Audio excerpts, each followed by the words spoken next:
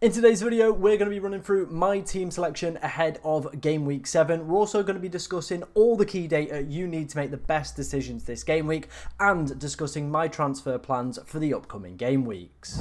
Now, before we dive into today's video, I just want to say a massive thank you to you guys for helping the channel hit 9,000 subscribers. Of course, now we're on that road to 10,000 before the end of the year, and if we could do it, that would be absolutely amazing. And you know what I say, guys, I'm just grateful. I'm really grateful for you guys. I never thought the channel would get this big, so thank you for your continued support. But let's dive into how my team did in Game Week 6. As you can see, 49 points in the end. Not the worst, but not the best. We ended up with a marginal red arrow. We did get that captaincy decision right this week. We went for Mohamed Salah. We did feel that maybe he was the best option, playing against a Wolves side that was looking like they were going to have quite a few players missing through illness. That actually didn't happen in the end, but Salah did kind of, scruff in a bit of a dodgy penalty, but we'll sometimes have to take those with our decisions. And Buemo scoring nice and early again. Rodgers with the goal, great stuff. However, outside of that, a really disappointing week for the side, to be honest. Lots of one-pointers in there, so really struggling to kind of gain any forward momentum. But I am feeling confident with the transfers that we are planning to make in the next few game weeks that we can continue this good progress that we showed the previous week with our wildcard team. So let's go and dive into some data. Then, of course, my team selection for game week 7. Starting off first, of course, it is going to be the Rob T FPL data. Anybody that's been around the channel for a while knows I absolutely love this guy, so go and follow him on Twitter, posting some amazing stuff, not only for Premier League, but of course for Champions League fantasy as well, if you do play that game. Of course, the big standout fixtures this week, Arsenal against Southampton. The way that Southampton have started the season, it's no real shock to see that Arsenal are fancied to do well in terms of both projected goals and, of course, clean sheet data as well. So picking up an Arsenal player could be very good this week. Maybe captaincy, as we'll come on to talk about as well, could potentially swing to the likes of Bukayo Saka, maybe a Kai Havertz, or maybe even a defender as well if you are feeling even more risky. Man City as well, they're also fancy to do quite well at home against Fulham, so Erling Haaland definitely going to be captained by a lot of people, as we can see here with decent projected goal odds. Also defenders as well from Manchester City, Rico Lewis, Gvardiol, definitely worth some consideration going forward this week. Liverpool and Chelsea as well, very similar in terms of their statistics for the upcoming week. So both Mohamed Salah, maybe if you're looking to keep him for one more week, could still be a decent option. Obviously, you've got the other Liverpool players as well that could feature. And of course, with Chelsea, we do have Cole Palmer. I know he's going to be quite a popular transfer in this week as well. So the projected goal numbers are looking pretty decent, despite Nottingham Forest doing exceptionally well on expected goals conceded so far this season. Looks like the Tottenham-Brighton game could be a little bit of a goal fest, with both sides fancied to do quite well for projected goals. Same goes for that Aston Villa United game as well. I am expecting goals and probably not too many clean sheets. Despite Leicester being at home, they're not really fancied to do overly well, which is a little bit disappointing as a Jamie Vardy owner, but I think we might have to take the swing with that one. Bournemouth have started the season exceptionally well in terms of goal creating opportunities as well, so could be a team that could be on the radar for one more week. Then after that, probably want to start to look to switch away from their assets. Moving on to the 11FI data. Again, I will leave a link to this in the description if you want to go and check it out for yourself. This is clean sheet data for the next 5 game weeks. As we can see here, City and Arsenal really fancy to do quite well. Liverpool as well, still decent despite a difficult fixture in match day 9 as well. In terms of those cheap defenders, Brentford, Everton, Nottingham Forest and Crystal Palace are probably the teams to be going looking at with really good projected clean sheet data over the next few weeks. We're also starting to see Wolves start to creep their way up from the bottom of this list. Now, I know they've had a dismal start to the campaign, but around game week 10, there is a big fixture swing for them. Same goes for Manchester United. They've not been very good again this season for expected goals conceded. Been one of the worst teams yet again. I think Eric is probably close to being sacked though, so hopefully that happens soon. So United assets are definitely going to be back on the radar around match day 8 or whenever Eric does go and get himself sacked. In terms of projected goals and teams we should be looking to target as well from 11FI, again, we are looking at those same 3 teams towards the top of this table. City, Arsenal and Liverpool, all their assets are definitely viable over the next few weeks. Spurs and Chelsea as well, I feel they've got some absolutely great assets to be going picking up as well, with really good projected data, more so for Spurs as well. And I think if I was maybe leaning between Jackson or Solanke for the next few weeks, I would be a little bit more hot on Dominic Solanke, with great projected goal numbers coming up for Spurs as well. United also make an interesting composition on this list as well. Like I said, they've got a really good fixture swing around that game week 8 period. So maybe if you've still got Bruno Fernandes, you might be worth holding on to him. Like, it's crazy to think that because you've been so burnt, but he has still been putting up decent data. I think as well with these good projected goal numbers coming through, he should return. Like, I'm not going to back myself in this one. I feel if you want to sell Bruno, fair enough. I would just be saying though, around game week 8, those fixtures might turn. Obviously, you might get a new manager bounce as well. So could be worth a little bit of patience and maybe holding on until that big fixture swing as well. People like Garnacho as well are definitely on my shopping list going forward for the next few weeks. In terms of the teams we probably want to start to look to switch away from as well, Crystal Palace a definite big drop off in terms of their projected goal numbers. Same goes with Fulham as well. So maybe people that have got Emil Smith-Rowe or any other Fulham attackers, definitely worth starting to kind of switch away our attentions with those players as well. We can also see after game week 7, Bournemouth take a big dip off, so maybe unless you've got bench cover for the next 4 game weeks after that, Semenyo, Tavernier, these people are probably definitely worth starting to look to flog on as well to other alternative assets. Let's move on to captaincy. Of course, we're going to start off with projected points for game week 7. Again, if you want to go and check out Fantasy Football Hub, I will leave a link to their amazing website down in the description. They have Erling Haaland as the top 4 projected points, and I don't really see past that. We saw with both the Rob T FPL data and of course that 11fi data, amazing projected goal numbers for game week 7 as well. Interestingly, Palmer has snuck above Bukayo Saka. I would have thought with Saka having a decent home fixture, maybe the algorithm would have favoured him to do exceptionally well. Only 1 blank so far this season, so not the worst, but there hasn't kind of been any mega hauls from him, so I think that's probably why I would be leaning a little bit more away from him in terms of captaincy. Definitely maybe 1 more week with Mohamed Salah. It is a decent fixture. Palace have started the season absolutely abysmally. Salah has been pretty prolific so far this campaign as well, so still could be a very, very valuable option. In terms of those 4 players we did just highlight there, because I do feel they're going to be the key kind of, I would say, dominating factors in terms of captaincy decision this week. This is the anytime return percentage, so Haaland leading the way with 87, Saka interestingly second with 73, then Palmer and Salah. There isn't too much discrepancy between the two, so maybe if you are potentially fancying a little bit of a switch away from Mohamed Salah to a Palmer, there's not too much that could split the two, and it could feel a little bit potentially knee-jerky in that regard as well.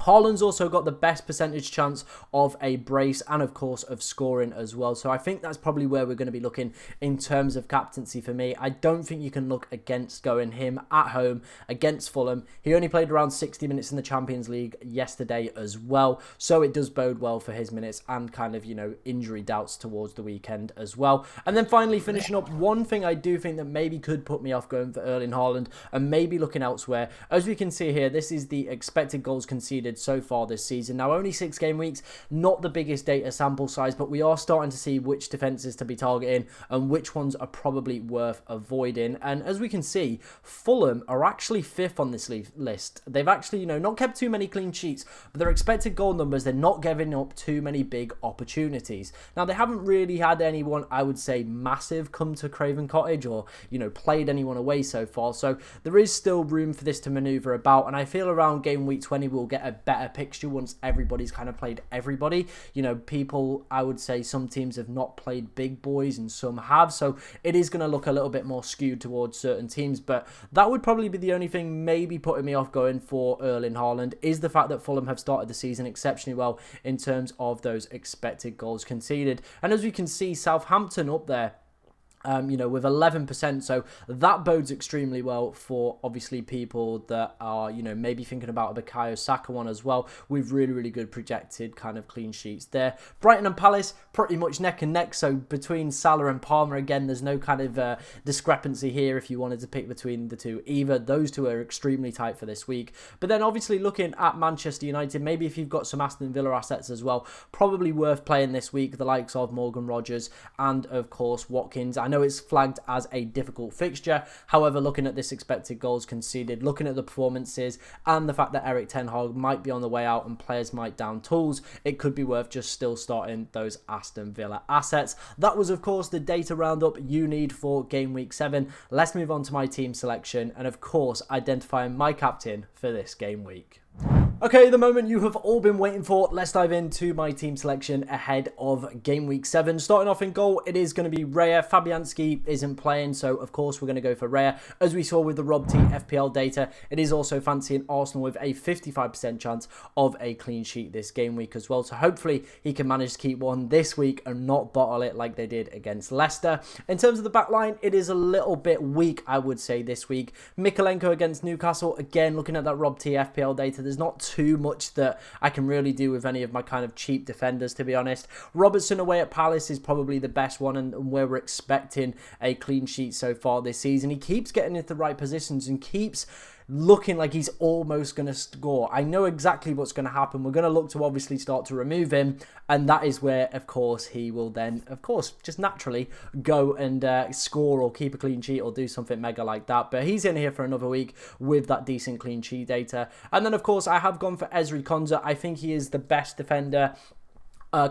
between Aina and Greaves for this week. When I was wildcarding, this was always going to be the most difficult week. And I think with the fixtures and kind of the way that United have played so far this season, I actually don't feel too bad about starting Ezri Konsa. I would say, though, I am a little bit concerned with Villa's kind of defensive frailties. It seems like they've continued from last season. And if we look towards those expected clean sheets as well, you know, it's not amazing, but at the same time, like, their expected goals conceded has been pretty poor so far this campaign. So I think when the Villa fixtures turn around game week 10, I think the smart move will be to look to move to 8 Nori or potentially a Manchester United defender as well. Moving on into our midfield, we're going to first off start off with Brian Mbeumo. I'm very, very happy to play him. Again, was very fancied on the projected points for this game week, and I feel very, very confident against a weakened Wolves side that he can go and deliver the magic as well. Very, very happy with his performance.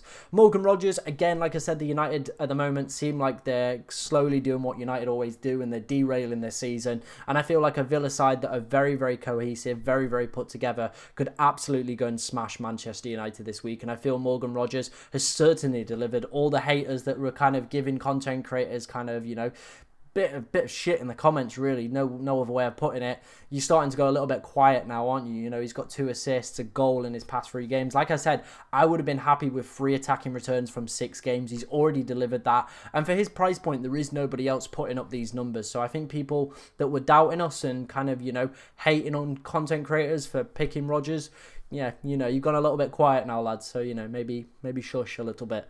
Then we've got Saka in there. He's going to be our vice this week. Of course, like we identified, really, really good projected goal numbers from Rob TFPL and, of course, from the 11FI data as well. For me, just isn't quite looking at the captaincy material. For me, I do feel like Haaland with those anytime percentage returns is looking as the better option for this game week. Then we're keeping Mohamed Salah. I am very, very tempted with Cole Palmer, and interestingly, the AI recommended transfers from Fantasy Football Hub had Mohamed Salah to Cole Palmer, then of course upgrading Sharda to Eze. Now, I'm not 100% completely convinced by this move, and it's probably not a move I am going to be making. Now, I think for me, Cole Palmer does look like a really interesting asset, but I think the fixtures are a lot harder than people are predicting. Nottingham Forest, as we saw with the expected goals conceded, they are currently sat 3rd on that list. Then it's Liverpool away, who are top for expected goals conceded. Newcastle and United back-to-back is, I would say, pretty good. They've not started the season great, either of those sides. Then it's Arsenal. For me, I'd want to be picking Cole Palmer up around game week 12. That's the period that I think I might potentially jump on him. But for now, I probably am going to just avoid and stick with Mohamed Salah for 1 more week. Sharda is our final player on the bench as well. He only saw 59 minutes at the weekend. He did play as the forward, but I am just not convinced by his performance, and I don't really fancy putting in a 1-pointer. And I would rather start everybody else within this side, and I'd rather start Morgan Rogers, who has seen decent minutes and decent attacking returns, rather than going for Sharda. Finishing up, let's run through our front 3. We're going to go for Jamie Vardy. Again, I feel he's better than all the players on the bench that we've got. He is on penalties and has again continued to see decent minutes. Leicester, you do feel, have to go and win these home games against Bournemouth, Forest, teams that they've got coming up in the next week, if they do want to obviously maintain any sort of Premier League status for the upcoming season.